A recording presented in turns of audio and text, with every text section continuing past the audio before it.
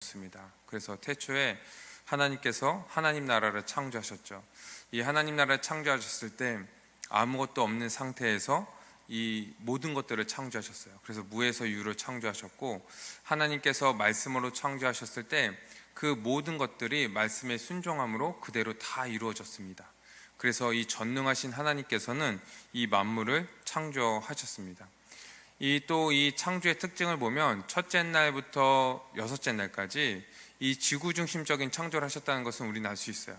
그래서 지구의 모든 것들을 집중하시고 이 지구를 아름답게 꾸밀 것을 하나님께서는 이제 말씀하시고 그렇게 창조하신 거죠. 또한 이 창조가 사람 중심적이라는 것은 우리가 또 알 수 있습니다. 왜 그렇습니까? 이 사람을 모든 만물을 창조하신 이후에 마지막에 그 창조하신 그 에덴 동산에 두시고 보시기에 심히 좋았더라, 이렇게 말씀하셨을 뿐만 아니라 하나님께서 이 사람들에게 특별히 복을 주신 거예요. 하나님의 형상대로 창조하셔서 이 하나님이 원래 모든 만물을 창조하시는 주님이신데 이 만물을 다스리시는 그 대리통치권을 주셔서 그 사명을 감당하고 보람있고 가치 있는 삶을 살아가게 하셨던 거죠. 또한 이 사람에게 이 풍성함을 주셨습니다. 그래서 하나님께서 창조하신 모든 세상을 다 누릴 수 있도록 임의대로 다 먹고 모든 것들을 다 누릴 수 있는 자유를 주셨죠. 그리고 또 하나 어떠한 복을 주셨습니까? 이 돕는 배필을 주셔서 이 한몸됨으로 살아가고 이 하나님의 그 영광을 누리면서 살아가도록 하신 거예요. 그래서 이 돕는 배필로서 한 몸으로서 서로 사랑하고 서로를 도우면서 하나님이 주신 그 사명들을 감당하도록 하나님께서 창조하셨습니다. 하나님께서 창조하신 이 나라, 이 세상은 그렇게 하나님과 함께 이 하나님이 주신 것들을 모두 누리고 하나님 안에서 기쁨과 평강 가운데 살아가는 그 안식의 나라, 하나님의 나라였던 것이죠.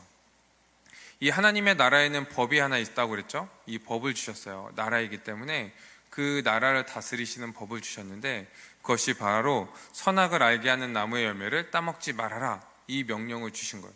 이 한 가지의 법만을 주셨습니다. 이 법을 주신 목적은 무엇입니까? 이것을 주신 목적은 하나님이 어떠한 분이신지를 알고 그리고 사람이 어떠한 존재인지를 알고 그 하나님께 순종하면서 살아갈 때 하나님으로부터 공급되는 모든 것들을 다 누리면서 살아갈 수 있는 가장 복된 삶을 살아갈 수 있다는 것을 알려주시기 위해서 하나님께서 이 법을 주셨고 순종을 원하셨던 거예요. 그래서 순종할 때, 하나님의 주되심을 고백할 때 가장 이 사람들은 복된 삶을 살아갈 수 있었고 하나님이 주신 그 안식을 누리면서 살아갈 수 있었습니다. 그런데 이 창세기 3장에 보면 이제 우리가 보기에는 약간 이해하지 못할 그러한 사건들이 일어나는 거예요. 어떤 일들이냐면 이 아담과 하하가 이 태초의 인류가 하나님의 주되심을 거부하는 그러한 사건이 일어납니다. 원래 하나님이 창조하신 그 하나님 나라는 아름답고 풍성한 나라일 뿐만 아니라 이 거룩하고 의로운 나라였어요. 그래서 처음 창조된 그 나라에는 불의도 없고 이 불경건도 없고 그리고 죄가 없었던 그런 세상이었죠. 그러니까 하나님이 창조하신 모든 세상은요 다 선한 거예요. 의로운 거였어요. 그리고 선하게 알게 하는 그 나무의 열매조차도 선한 것이었습니다. 그런데 이 뱀의 형상을 한 그 사탄이 들어와서 이제 이 죄가 이 세상에 들어오게 되었죠. 이 사탄, 이 뱀의 형상을 한 그 사탄이 들어와서 하나님이 창조하신 이 세상에 이제 죄가 들어왔고 죄로 말미암아 이제 이 사망이 들어오게 된 거예요. 이 3장의 말씀을 보면 그 사탄이 이 여자를 꾀고 그리고 이 여자와 남자가 이 범죄한 그 사건에 대해서 좀 잘 기록하고 있습니다. 먼저 3장 1절에 보니까 이 뱀이 와서 이 하나님을 모함하는 그런 말을 이제 여자에게 하는 거죠. 하나님이 참으로 너희에게 동산 나무의 모든 열매를 먹지 말라고 하시더냐, 이렇게 질문을 하면서 이 하나님이 마치 인색한 하나님이고 이 사람을 빈곤하게 만들고 억압하는 분으로 인식하게끔 만들어 버린 거예요. 지금 사탄은요 이 하나님을 왜곡하게 인식하게 만들어서 하나님을 잘못 이해하고 오해하고 그래서 하나님을 불신하게 만드는 그러한 방법을 사용하고 있는 거죠. 이 사탄이요 지금 우리를 시험하고 우리를 미혹할 때도요 이 동일한 방법을 씁니다. 우리가 하나님을 믿지 못하게 만들고 불신하게 만들고 하나님이 우리를 억압하고 우리에게 인색한 하나님, 그리고 우리에게 자유를 빼앗는 그런 하나님으로 인식하게 만들어서 불신하고 하나님의 뜻을 순종하도록 못하게 만드는 것이 이 사탄의 방법이라는 것이죠. 성경에 보면 사탄을 뭐라고 정의하고 있냐면 사탄은 거짓말쟁이요 속이는 자다, 이렇게 얘기하고 있는 거예요. 이 사탄이 지금 여자를 속이고 있고 그 결과가 우리가 이따가 살펴보겠지만 이 죽음에 이르게 되는 것이에요.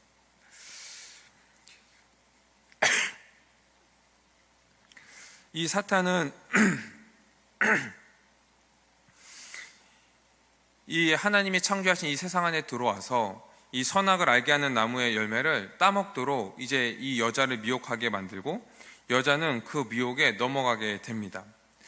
여자가 이 사탄이 이렇게 미혹할 때 좀 이 사탄에 대해서 엄하게 좀 대처했으면 좀 좋았을 뻔했어요. 왜 그러냐면 이 여자는 하나님에 대해서 충분히 알고 있고 바르게 알고 있는 그런 상태였거든요. 하나님의 형상대로 창조되었기 때문에. 그렇기 때문에 분명하게 그렇지 않다, 하나님이 어떠한 분이신지를 분명히 얘기하고 내쫓았으면 좋았을 텐데 오늘 3장 3절의 말씀 보니까 약간 어정쩡한 그런 태도를 취하는 거예요.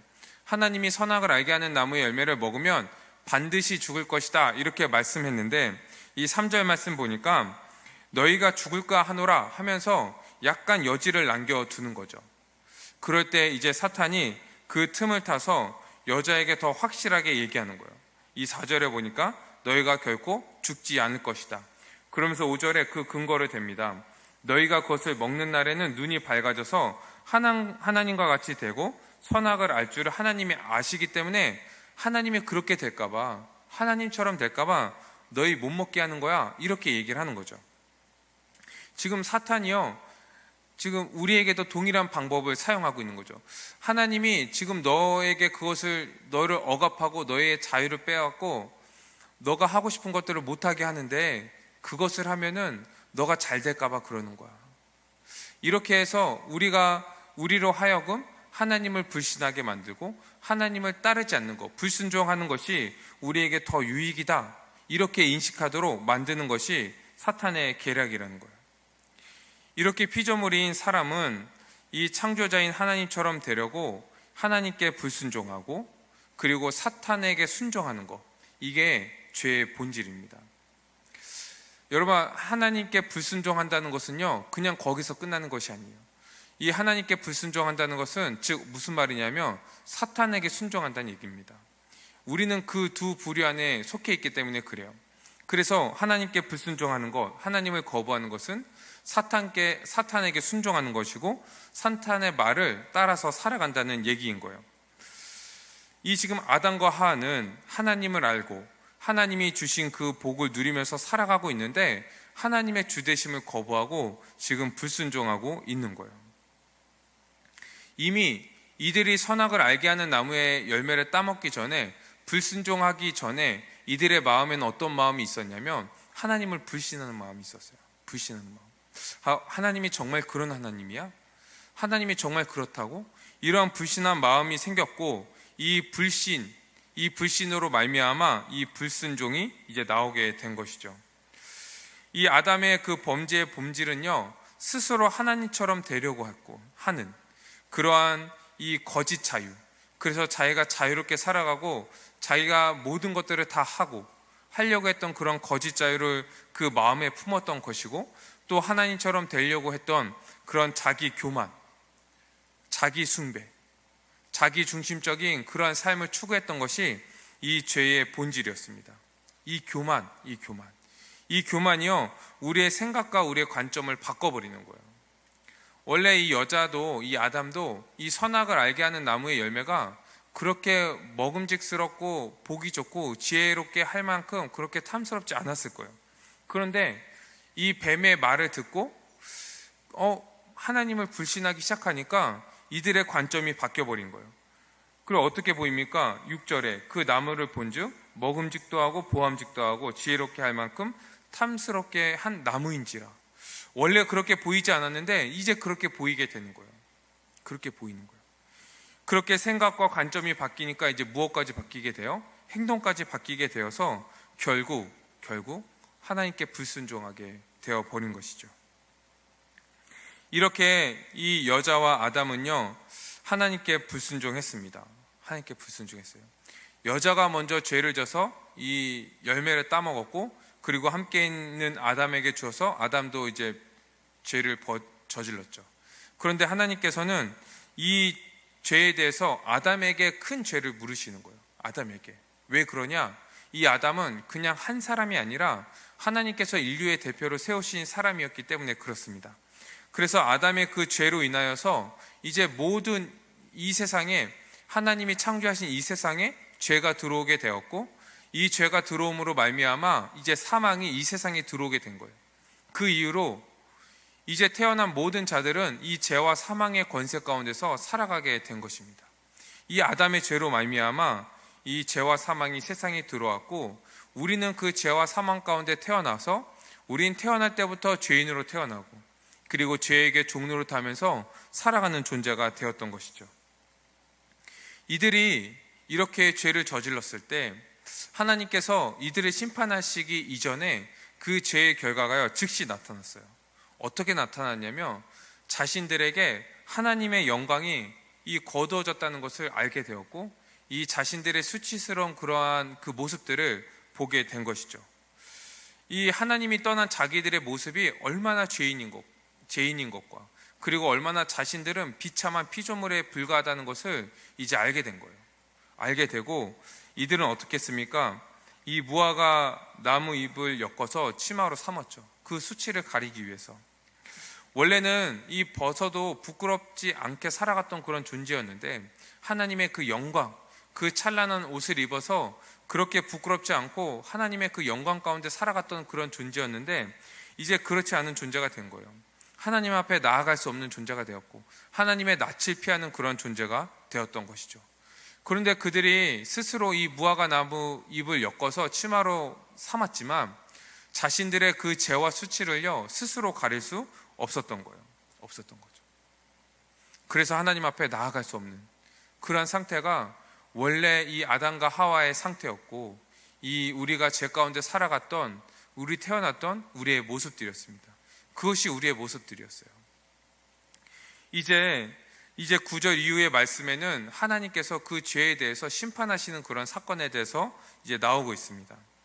하나님께서 이 사탄과 이 여자와 아담의 죄에 대해서 각각 그 죄를 이제 벌하시죠. 합당한 벌을 내리시는 거예요.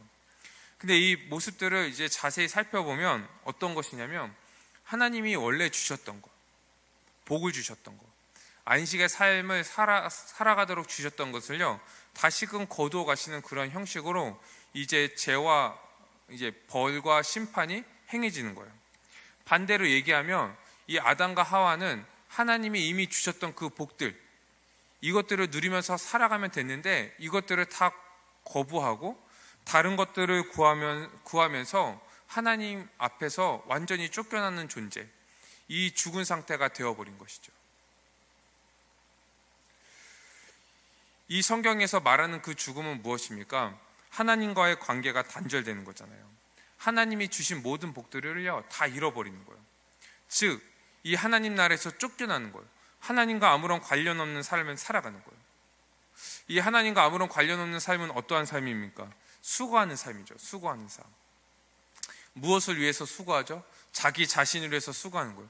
수고해야지 먹고 살 수 있는, 이 삶을 영위해 나갈 수 있는, 열심히 땀을 흘려야지 겨우 먹고 살 수 있는 그러한 삶을 살아가는 거예요. 그러나 그 삶은요, 무의미합니다. 아무런 가치가 없어요. 가치가 없어요. 보람도 없어요. 그냥 먹고 살기 위해서 어쩔 수 없이 살아가는 거예요. 그러니 고통 가운데 살아갈 수밖에 없는 것이죠. 즉, 이런 삶을 하나님과 아무런 관련 없는 이러한 삶을 성경에서는 죽은 자들의 삶이다, 불신자들의 삶이다, 이렇게 얘기하고 있어요. 하나님께서 놀랍게도 이렇게 형벌을 선포하시는 그 현장에서 무엇을 약속하십니까? 오늘 우리가 읽은 3장 15절의 말씀, 이 은혜를 약속하시는 거예요. 하나님께서 이 뱀에게 저주를 내리시면서 여자의 후손을 통하여서 내 머리를 상하게 할 것이다, 짓밟아 버리겠다, 멸해 버리겠다, 이렇게 말씀하시는 거예요. 여자의 후손을 통하여서. 이 여자의 후손은 누굽니까? 이 궁극적으로 이 여자의 후손은 하나님의 백성의 참된 대표인 예수 그리스도를 이제 나타내는 것이죠. 그래서 창세기 3장 15절에 그 예수 그리스도를 통하여서 우리를 구원하시겠다라는 것들을 약속하시는 거예요. 최초로. 그래서 이 창세기 3장 15절을 우리는 원시복음, 최초의 복음 이렇게 얘기하잖아요. 이 죄의 결과는 죽음이었는데 하나님께서 이 구원을 약속하신 거예요. 구원을 약속하신 거예요. 그리고 아담은 그 약속을 듣고 그것을 믿었습니다. 그리고 이 여자의 이름을 뭐라고 지었습니까? 생명이란 뜻의 하와라고 지게 되는 것이죠.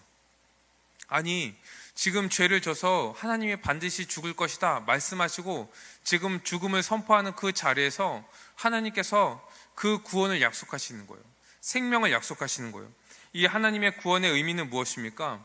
이 사탄을요 완전히 짓밟아 버리시겠다는 거예요. 이 죄의 근원인 이 사탄, 이 마귀를요 완전히 승리해 버리시겠다는 거예요. 그리고 우리가 죽음 가운데 있는 우리를 건져내시겠다는 거예요. 건져내시겠다. 그리고 우리에게 새 생명, 영원한 생명, 다시금 누구도 빼앗을 수 없는 그 생명을 우리에게 주시겠다, 그 약속을 하시는 거예요. 아담은요 지금 그것을 믿은 거예요. 그리고 여자의 이름을 생명이라 하는 하와라고 지금 짓는 것이죠. 여러분, 그렇기 때문에 이 죄에서 구원받은 것은요 은혜입니다. 은혜. 하나님이 우리에게 은혜를 주신 거예요. 은혜를 주신 거예요. 이 죄값을 우리에게 다 치르게 하시고 우리에게 고생시키시고 우리가 어느 정도 죄값을 치른 이후에 너 이 정도 했으니까 이제 은혜를 줄게, 이렇게 은혜를 우리에게 주신 것이 아니라 지금 이 죽음을 선포하는 그 자리에서 즉시 우리에게 구원을 약속하시는 거예요. 생명을 약속하시는 거예요. 그리고 우리가 그 생명을 얻도록 이 예수 그리스도를 보내주신 것이죠. 이 징표가 무엇입니까? 바로 21절에 나오는 3장 21절에 나오는 그 가죽옷이죠. 이 가죽옷도 그래서 은혜입니다. 하나님은 아담과 그 아내 이 하와에게 가죽옷을 지어 입히세요. 그리고 그들의 이 죄의 수치를 가려주시는 거죠. 이 가죽옷의 의미는 무엇이라고 얘기했습니까? 이 자신들은 스스로 이 죄의 수치를 가리기 위해서 모아가 입을 엮어서 치마로 해 입었지만, 그러나 그 누구도 자신의 죄의 수치를요 스스로 가릴 수 없다는 것. 스스로 가릴 수 없다는 것. 그래서 하나님께서 직접 이 가죽옷을 해 입히신 거예요. 그것은 어떤 의미입니까? 이 죄와 이 죄의 수치를 누구만이 가릴 수 있다는 거예요? 오직 하나님만이 가릴 수 있다는 거예요. 그리고 하나님이 직접 가리셔야 한다는 것을 나타내는 것이죠. 직접 하나님만이. 이것이 어디에서 나타났습니까? 바로 예수 그리스도의 십자가에서 나타났잖아요. 하나님이 직접 이 땅에 내려오셔서 이 죄인된 우리를 위해서 십자가에 죽으신 거예요. 그 문제를 하나님께서 직접 해결하여 주셨고, 그분이 우리의 죄를 대신하신 대속적 죽음으로 말미암아 우리를 그 죄에서 건져 주신 거예요. 이제는 우리는 예수님의 그 죽으심, 그걸로 인하여서 우리의 죄가 사해졌을 뿐만 아니라 이제 그리스도로 옷 입은 자들, 믿음으로 말미암아 그리스도로 옷 입은 자들은 이 아담과 하와가 이 가죽옷을 입은 것처럼 이 우리의 모든 수치가 가려졌고 이제 하나님 앞에 담대히 나아갈 수 있는 의의 옷을 입은 자들이 된 것이죠. 이젠 우리는 예수 그리스도로 말미암아 제사함을 받고 의롭다 하심을 얻어서 하나님 앞에 나아가는 존재가 된 거예요. 이것이 이 가죽옷의 의미였던 것이죠.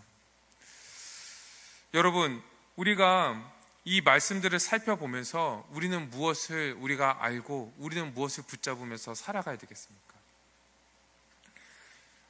이 죄는 하나님이 우리의 주님이신 것을 인정하지 않고 스스로 하나님이냥 살아가려고 하는 그 모든 것이 바로 이 죄라는 것을 우리는 잊지 말아야 돼요. 즉 하나님께 불순종하는 것, 스스로 교만하여서 자기 마음대로 살려고 하는 것, 자기가 하나님 자리에 올라가서 모든 것들을 결정하고 정말 하나님의 뜻을 따르지 않고 불순종하고 살아가려고 했던 모든 것들이요 다 이 죄라는 것을 알아야 됩니다. 또한 이 죄는 무엇입니까? 하나님께 불순종한 것 거기서 끝나는 것이 아니라 지금 사탄에게 순종하고 있다는 것을 우리는 알아야 돼요. 그것이 죄입니다. 우리는 자기 마음대로 살려고 하는 그런 성향들, 이런 것들이 우리의 본성이거든요. 본성이에요. 왜냐하면 우리는 이 죄인으로 태어났기 때문에 우리는 그냥 가만히 놔두면요, 그냥 내 자신대로 살아가려고, 내 마음대로 살려고 하고, 자기 중심적으로 살려고 하고, 자기가 하나님이냐 살려고 한다는 거예요. 이것이 우리의 본성인데, 이 본성을요 우리는 경계해야 됩니다. 끊임없이 우리는 경계하면서 살아가야 돼요. 우리의 일평생 그것을 경계하면서 살아가야 돼요. 그래서 어떤 사람은 이 안 믿는 사람 중에 이 좀 믿는 사람들보다 더 나은 사람이 있습니다. 안 믿는 사람보다 더 괜찮은 사람이 있습니다. 저 더 착하게 삽니다. 이렇게 얘기하는 사람들이 있어요. 그런데 그것은 자기가 무슨 말을 하는지 모르는 거예요. 지금 그들은 아무리 착하게 살아도 그들은 이 죄에게 종로를 타고 살아가는 것이고 하나님께 불순종하면서 살아가는 거예요. 어떻게 그들과 이 사탄에게 불순종하는 자들과 이 그리스도 안에 있는 자들을 비교할 수 있냐는 거예요. 그럴 수 없는 거죠. 물론 믿지 않는 사람 중에 착하게 사는 사람이 있습니다. 선하게 사는 사람들이 있지만 그들은 지금 하나님과 아무런 관련 없는 삶을 살아가고 있는 거예요. 착하게 살고 선하게 살아도 자기 중심적인 삶을 살아가고 하나님 자리에 자기가 올라가서 살아가는 거예요. 그러니 그들과 우리를 비교하지 마십시오. 그들을 부러워하거나 그들을 본받으려고 하는 생각을 우리는 갖지 말아야 되는 거예요. 우리도 우리의 마음대로 살아가려고 하는 그런 마음들, 하나님은 나를 억압하시는 것 같아, 나는 좀 자유롭게 살아갔으면 좋겠어, 이러한 생각이 이 사탄에게 주는 생각이라는 것을 우리는 잊지 말아야 되는 거예요. 잊지 말아야 됩니다. 그리고 이 죄를 당연하게 여기고 우리가 죄를 졌을 때 그것을 합리화하려는 그런 마음들을 우리는 경계해야 됩니다. 이제는 깜짝 놀라야 돼요. 그런 것들을 우리가 발견했을 때, 아니 내가 예수 그리스도를 믿음으로 말미암아 이제 예수 그리스도께서 나의 주님이신데 내 마음 가운데 아직도 그런 생각이 있고 내가 그것을 따라가면서 살아가려고 하고 있다면 우리는 깜짝 놀라고 그것을 경계해야 됩니다. 그리고 죄를 졌을 때 우리는 철저히 이제 회개해야 돼요. 그래서 이 신자들은요, 신자의 가장 큰 특징, 참된 믿음의 또 하나의 그 표징이 뭡니까? 바로 회개잖아요. 날마다 우리는 회개하는 겁니다. 날마다 회개하는 거예요. 그래서 우리가 주기도문을 배웠죠. 우리가 날마다 드리는 주기도문에도 우리가 회개 기도가 있잖아요. 우리는 날마다 회개하면서 주님의 뜻에 불순종해서 살아갔던 것들을 매일 회개하고 주님의 뜻에 순종하면서 살아가겠습니다, 매일 고백하면서 우리는 살아가야 되는 거예요. 그리고 이 회개 기도에서 끝나는 것이 아니라 우리의 모든 삶 속에서 이제 죄와 싸우고 죄에서 승리하면서 우리는 살아가야 되는 거예요. 예수 그리스도가 우리의 주님이심을 우리가 고백하고 그 고백의 삶을 우리는 살아가야 되는 거예요. 매일매일 그런 삶을 우리는 살아가야 됩니다. 근데 어떤 사람들은 이러한 그 인식조차 없이 살아가는 사람들이 있어요. 아니 불신자들은 죄를 그냥 편하게 짓고 죄에 대해서 거의 거리낌 없이 살아가는 것이 당연한 삶인데, 그런데 신자인데도 불구하고 죄를 깨닫지 못하고 이 죄를 져도 회개하지 않고 그냥 뭐 다음에 회개하면 됐지, 이거는 좀 사소하니까 그냥 하나님께서 그냥 넘어가 주시지 않겠어? 이렇게 생각하면서 살아가는 거예요. 마치 한번 구원 받았으니까 나는 이제 괜찮아 라는 생각을 가지고 살아가는 거죠. 이 구원파처럼. 그러한 이 굳은 마음과 이 뻣뻣한 목을 가지고 살아간다면 지금 아직도 이 아담의 죄 가운데요 깊이 물들어 있는 거예요. 죄를 회개하지 않고 이 거룩을 사모하지 않는다면 굉장히 위험한 것입니다. 내가 믿는다 하여도, 내가 이미 하나님 나라에 들어왔다는 그런 마음의 확신이 있어도 내가 회개하지 않고 이 거룩을 사모하지 않으면요, 그거는 거의 불신자들과 같은 삶을 살아가고 있는 거예요. 구분하기 어려워요. 입으로는 고백할지 몰라도 그 삶에서 순종하는 삶이 없다면 이거는 거의 이 불신자와 같은 삶이라고 얘기할 수밖에 없는 거예요. 뭔가 착각하고 있는 거예요. 내 마음의 확신이요, 내 구원을 보장하지 않는다는 거죠. 그래서 우리는 우리의 믿음을 날마다 점검하고 우리는 살아가야 되는 거예요. 우리는 회개에 대해서 더 우리는 좀 심각하게 우리는 생각해야 되는데, 이 교회 오래 다니고 이제 완고한 사람들은 회개를 잘 하지 않으려고요. 이 정도면 괜찮지라는 생각을 하게 돼요. 내가 그래도 저 사람보다 죄를 덜 졌으니까. 죄를 사소하게 여기고 그 기준을 낮춰버리고, 그 우리의 죄의 기준은 하나님의 법인 그 율법인데 그 기준을 낮춰버려서 자기의 기준대로 생각해 버리는 거예요. 그리고 그것을 그냥 용인해 버리고, 이 주위의 사람들도 저 사람이 죄를 졌는데 그 죄에 대해서 얘기하지 않고 그냥 네가 알아서 해, 별로 관심 갖지 않는 것이 지금 이 시대의 많은 교회들 그리고 신자들의 문제라는 것을 우리는 인식해야 됩니다. 그래서 우리는 죄가 보일 때 그것을 분별해야 돼요. 분별하고 어떻게 해야 됩니까? 슬퍼야 됩니다. 아니, 어떻게 내가 믿음으로 구원받았는데 예수 그리스도께서 나의 죄 때문에 십자가에 죽으시고 나의 모든 죄를 해결해 주셨는데 내가 또 이런 죄를 또 짓고 있지? 반복해서 짓고 있지? 내가 이런 죄를 짓고도 이 죄에 대해서 내가 왜 심각하게 생각하고 있지 않지?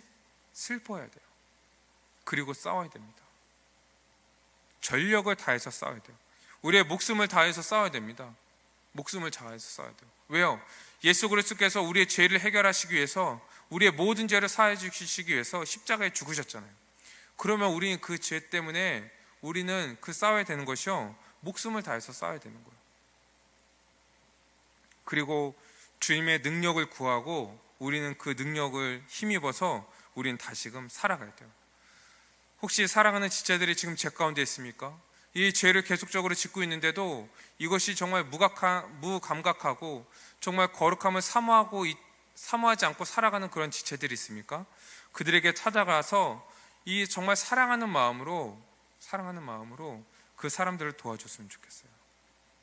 그래서 이 공동체가 정말 주님의 몸된 교회, 이 거룩한 공동체, 의로운 공동체가 될 수 있도록 우리가 힘썼으면 좋겠습니다. 죄를 우리가 가볍게 생각하지 않았으면 좋겠어요. 그리고 우리가 회개할 때 우리가 정말 이 죄에 대해서 심각하게 생각하고 회개할 때 주님의 그 십자가의 은혜, 우리의 죄를 위해서 죽으신 예수 그리스도의 그 십자가의 은혜를 우린 다시금 한번 누릴 수 있습니다. 그때 이 죄를 용서해 주신 그 주님의 은혜가, 그 풍성하신 은혜가 우리 가운데 있다는 것을 우리는 경험하게 될 거예요. 그것을 아는 자들은요, 이제 죄를 질 때마다 주님 앞에 나와서 그 십자가 앞에서 그 은혜를 구하는 거예요.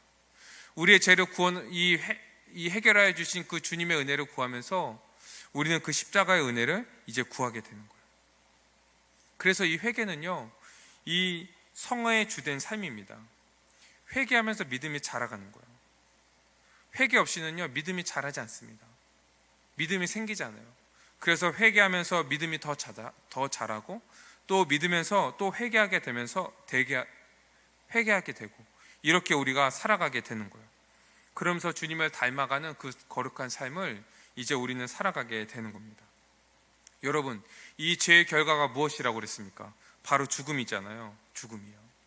근데 이 신자라고 할지라도 우리가 불순종 가운데 살아가고 있다면, 우리 삶 속에서 이 순종의 삶을 사모하지 않으면 우리는 불신자와 똑같이 이 죽은 상태로 이 죽음을 맛보면서 살아갈 수밖에 없다는 것을 우리는 잊지 말아야 됩니다. 이미 믿음으로 하나님 나라에 들어왔다고 하지만 우리 삶 속에서 순종하지 않으면요, 이 불신자와 동일한 삶을 살아갈 수밖에 없는 거예요. 마치 하나님이 안 계신 것처럼, 그 은혜가 우리에게 임하지 않은 것처럼, 그 복을 받지 않은 것처럼 우리는 살아갈 수밖에 없다는 거예요. 그러니까 메마른 삶을 살아가는 거예요. 매일 염려하고 불평하고 걱정하면서 그렇게 살아갈 수밖에 없다는 거예요. 이 죄는 죽음이고 이 비참함입니다. 하나님의 진노 가운데 살아가는 거고 이 저주 가운데 살아간다는 것을 명심해야 돼요. 그렇기 때문에 우리는 죄를 경계할 뿐만 아니라 우리는 적극적으로 주님 앞에 순종하면서 살아가기를 우리는 사모해야 됩니다. 또한 우리가 죄로 인해서 낙심될 때, 이 죄를 졌을 때 우리가 낙심하기 쉽거든요. 이 패배감에 빠지고 무력감에 빠지기 쉬워요. 그런데 우리가 이 죄로 낙심될 때 우리는 무엇을 생각해야 되냐면, 이 자비하신 하나님을 우리는 기억해야 됩니다. 오늘 말씀처럼 이 최초의 범죄 현장에서 그것을 지금 심판하시는 그 자리에서 구원의 은혜를 약속하셨던 그 자비의 하나님, 그 하나님을 우리는 기억해야 돼요. 그분을 의지해야 됩니다. 그래서 우리가 아무리 죄를 졌을지라도 회개하고 주님께 돌아오는 자들에게 언제나 그 용서해 주시고 은혜를 베풀어 주시는 분이라는 것을 우리는 항상 기억해야 된다는 거예요. 십자가 은혜를 우리는 사모해야 됩니다. 그리고 그 은혜 가운데 우리는 이 죄를 회개해야 되는 거예요. 우리는 이 창조주 하나님이시자 모든 것을 통치하시고 다스리시는 주님을 알 때 우리는 그 주님을 부정하지 못하고요, 무시하지 못하고 주님께 순종하면서 살아갈 수 있을 거예요. 어떤 사람들은 그런 질문을 이제 하는 사람들이 있어요. 주님께 어떻게 순종합니까? 순종하는 것이 너무 어렵습니다. 아니요, 순종하는 건 쉽습니다. 이 하나님이 어떠한 분이신지를 알 때 그분 앞에 우리의 모든 것들을 내어놓을 수밖에 없어요. 그리고 이 하나님이 어떠한 분이신지를 알 때 우리는 그분을 의지할 수밖에 없습니다. 그분께 순종할 수밖에 없습니다. 우리의 모든 문제들, 우리의 모든 삶을요, 그분께 맡길 수밖에 없을 거예요. 그래서 그분을 알아야 돼요. 이 하나님을 알 때 우리는 불순종이 불가능하고요, 이 하나님을 알 때 더 알면 알수록 그분 앞에서 모든 것들을 다 맡겼으니까 자유함으로, 그리고 그분 앞에 모든 것을 맡겼기 때문에 우린 기쁨과 감사함으로 주님을 찬양하는 삶을 매일매일 살아갈 수 있게 될 것이에요. 우리는 이미 신자는요, 이미 하나님 나라에 들어온 자들이잖아요. 그래서 하나님과 이 예수 그리스도를 주라 고백하며 순종하면서 살아가는 자들입니다. 그래서 순종은 우리의 그냥 삶의 고백인 거예요. 삶의 고백. 이 순종이 우리의 열매입니다. 우리의 열매예요. 다른 것이 우리의 열매가 아니에요. 순종이 열매입니다. 많은 사람들을 전도하는 거요, 어떤 사람들을 구원에 이르게 하는 거요, 이것은 우리의 열매가 아닙니다. 이것은 우리에게 주신 그냥 사명이에요. 우리의 열매는 우리의 삶 속에서 우리가 이미 하나님 나라의 백성이 되었다는 것을 드러내는 그 삶을 살아가는 거예요. 저도 마찬가지예요. 저도 내 삶에서 순종하면서 순종의 열매를 맺고 의의 열매를 맺고 성령의 열매를 맺어가는 것이 저의 열매이고, 이것이 내가 구원받았다는 증거이고 내가 하나님 나라에 살아가고 있다는 증거입니다. 그래서 우리 신자들은 이 순종이 우리의 삶의 본질이라는 것을 항상 잊지 않고 살아가야 돼요. 주님은 우리를 위해서 이 모든 만물을 창조하시고 지금 다스리세요. 그러하기 때문에 우리가 순종할 때 우리의 가장 복된 삶을 우리에게 허락하여 주시는 거예요. 순종은 우리에게 하나님이 우리를 억압하시거나 우리를 종으로 삼으시려고 하시다거나 아니면 우리에게 어떠한 불행을 주시기 위해서 우리에게 순종을 원하시는 것이 아니죠.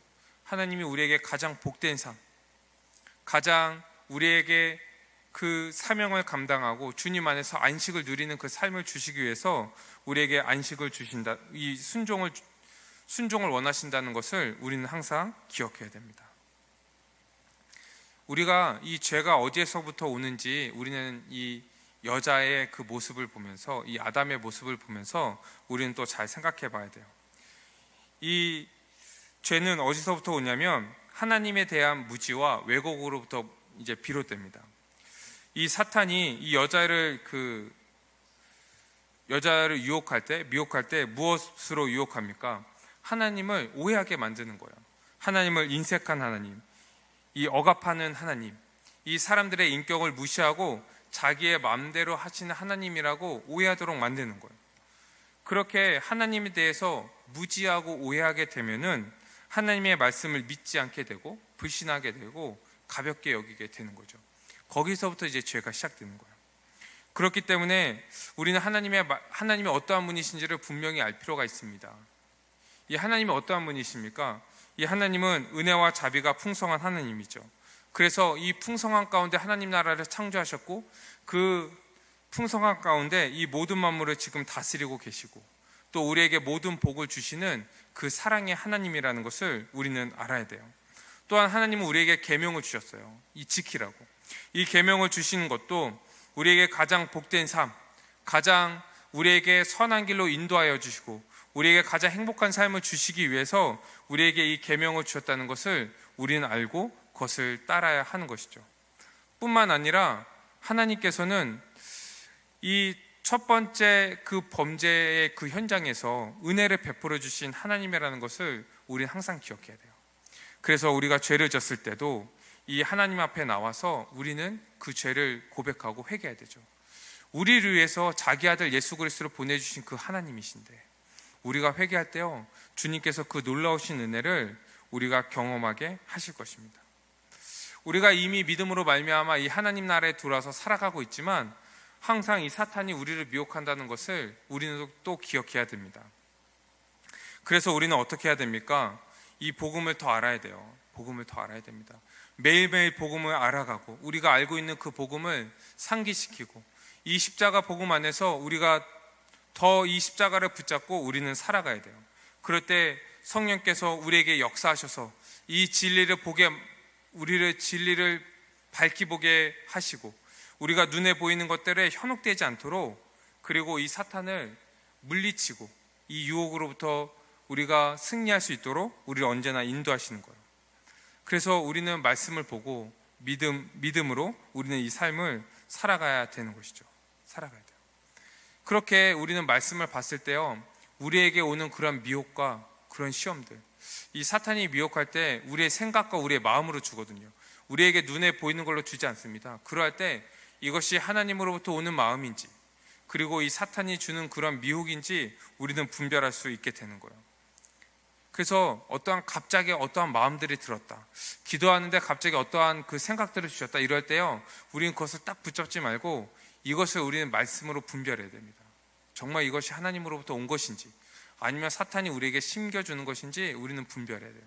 그리고 그러할 때 우리가 그것을 분별하고 이 죄라면, 이 사탄으로부터 온 것이라면 그것을 끊어버리고, 그리고 주님으로부터 온 것이라면 우리가 죽기까지 순종함으로 이 하나님 나라, 이미 우리에게 임한 그 하나님 나라의 복을 누려야 되는 것이죠. 사랑하는 우리 청년 여러분, 우리가 원래 이 아담 아래서 태어나서 이 죄 가운데 태어난 자들입니다. 하나님의 이 진노와 저주 가운데 살아가고 이 죽음의 형벌 가운데 있던 그런 자들이었어요.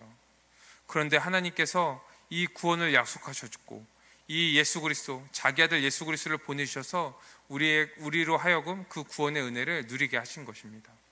우리가 그것을 믿는 믿음 가운데 우리가 정말 이미 하나님 나라에 들어온 자들로서 순종함으로 이 하나님 나라의 복을 누리고 이 사탄의 미혹들, 이 불순종의 그러한 그 마음들, 이런 것들을 끊어버리고 또 싸우고 승리하면서 이미 하나님 나라에서 이 안식의 삶을 살아가는 우리 모두가 되기를 주님의 이름으로 축원드립니다.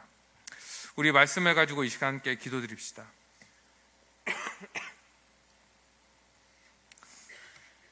우리 시간 기도할 때 우리 말씀을 기억하면서 함께 기도했으면 좋겠습니다. 이 죄의 본질은 하나님의 주되심에 대한 거부입니다. 우리는 이미 믿음으로 하나님 나라의 백성이 되었고 이 예수 그리스도를 주라 고백하며 살아가고 있어요. 근데 우리의 삶도 정말 예수 그리스도를 주라 고백하고 이 순종하면서 살아가고 있는지 한번 돌아봤으면 좋겠습니다. 만약에 그렇지 않다면 우리는 불신자와 같은 삶을 살아가고 있는 거거든요. 우리 시간 기도할 때 우리의 모습을 돌아보며 우리가 회개하며 기도하며 나아갔으면 좋겠습니다. 우리 두 번째 기도할 것은 이 죄의 결과는 하나님 나라에서 추방입니다. 즉 죽음이에요. 하나님과의 단절이고 그분으로부터 오는 모든 것에서의 중단입니다.